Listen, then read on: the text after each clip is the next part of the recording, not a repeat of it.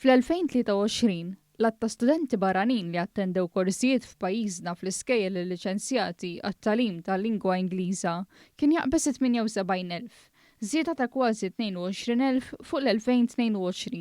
Il-maġġoranza ta' dawn l-istudenti jew kważi 74% kienu ġejjin minn pajjiżi membri fl-Unjoni Ewropea, partikolarment mill-Italja, il-Ġermanja u Franza.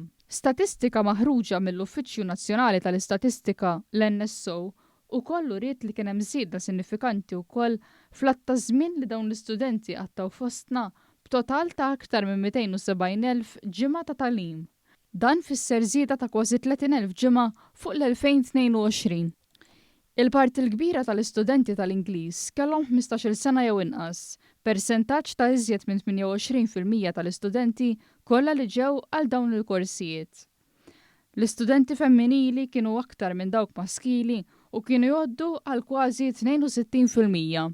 Skont l-NSO l-akbar ta' studenti waslu fostna matul Lulju fejn l-iskejjel relatati kellhom l-akbar tendenzi segwit mix-xhur ta' Awwissu u Marzu rispettivament. Il-kors bl-akbar ta' studenti kien dak tal-General English Standard li għamluh total ta' 57,384 student jew 73.1%.